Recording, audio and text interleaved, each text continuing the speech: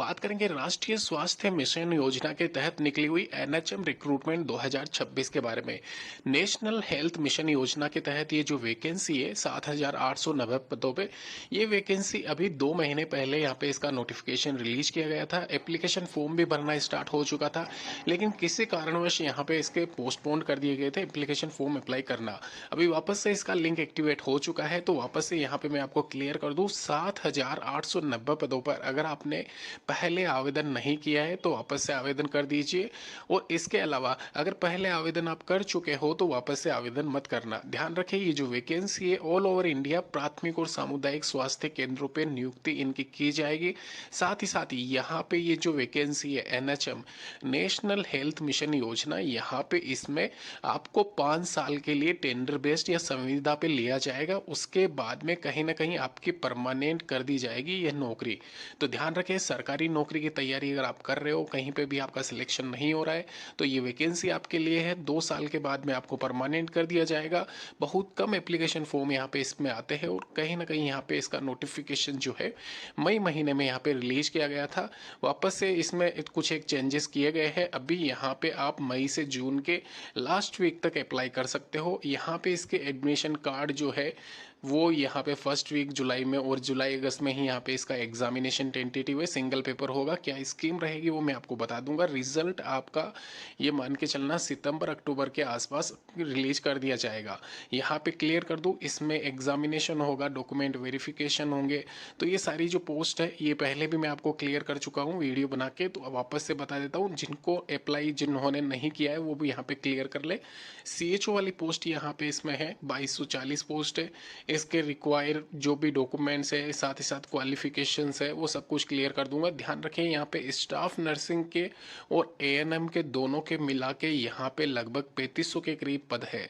वहीं lab technician के 860 पद है, फार्मासिस्ट के 540 है, मेडिकल ऑफिसर के 420 है और क्लर्क स्टेनो यहाँ पे क्लर्क स्टोर कीपर और पियोन के नीचे वाले तीनों वैकेंसीज जो है इन पे आपको टारगेट करना है अगर आप नॉन मेडिकल स्टाफ के तौर पे रिक्रूट होना चाहते हो। तो अगर आपने मेडिकल लाइन से कुछ कर रखा है ग्रेजुएशन में या फिर कोई भी डिप्लोमा सर्टिफिकेट आपके पास में है तो ये सभी ऊपर वाली पोस्ट आपके लिए है। नीचे वाली खाली उन्हीं लोगों के लिए है जिन्होंने किसी भी स्ट्रीम से मेडिकल की जो लाइन है उसको हटा के यहाँ पे देखे तो किसी भी स्ट्रीम से, जैसे बीए, बीकॉम या बीएससी जो भी कर रखा है, आप यहाँ पे अप्लाई कर देना। अपने संबंधित डॉक्यूमेंट्स जो भी है आप बनवा लेना, 6 महीने से पुराने होने नहीं चाहिए। वो सारा सब कुछ डिटेल में आपको बता दूंगा, डॉक्यूमेंट्स की लिस्ट में आपसे शेयर कर दूंगा। तो ध्यान रखें, यहाँ पे ये रिक्वायर्ड क्वालिफिकेशंस भी इसमें सामने लिखी हुई है, जैसे कि बीएससी नर्सिंग जीएनएम का आपका कोर्स रहना चाहिए, स्टाफ नर्स या सीएससी के लिए, एएनएम के लिए एएनएम सर्टिफिकेट, और वहीं यहाँ पे लैब टेक्नीशियन के लिए डीएमएलटी बीएमएलटी का यहाँ पे सर्टिफिकेट या जो भी आपने कोर्स कर रखा है वो होना चाहिए। ध्यान रखिए, फार्मासिस्ट के लिए डी फार्मा, बी फार्मा, वहीं मेडिकल ऑफिसर के लिए एमबीबीएस आपकी रहनी चाहिए। एक चीज़ क्लियर कर दूँ, यहाँ पे मेडिकल ऑफिसर वाला ये जो पोस्ट है इसमें 2 साल का आपका एक्सपीरियंस अनुभव काउंट किया जाएगा। इसके अलावा क्लर्क, स्टोर कीपर और पियोन के लिए यहाँ पे 12th क्लास आपकी रहनी चाहिए। कंप्यूटर का ज्ञान क्लर्क के लिए यहाँ पे मस्ट रहेगा, ये भी आप क्लियर कर ले। ध्यान रखें, यहाँ पे इसकी एप्लीकेशन फॉर्म अप्लाई करने की जो डेट है पहले यहाँ पे एक्टिवेट हुई थी, उसमें आपने अगर एप्लीकेशन फॉर्म अप्लाई कर दिया है तो फिर से मत करना। और जो नए स्टूडेंट है, जो फ्रेशर्स है, जिनको पहली बार यहाँ पे इस वैकेंसी के बारे में पता चला है, तो मैं उनको क्लियर कर दूँ, आप एप्लीकेशन फॉर्म सबसे पहले भरते। हो सकता है कहीं ना कहीं यहाँ पे ये मतलब सर्वर की दिक्कत हो जाए एंड में या कुछ भी हो जाए, तो आप आज ही यहाँ पे आवेदन कर देना। यहाँ पे जीके, रीजनिंग और इंग्लिश हिंदी का पेपर और टेक्निकल सब्जेक्ट आपका जो भी रहेगा उसका ज़्यादा वेटेज रहेगा, 40 नंबर का।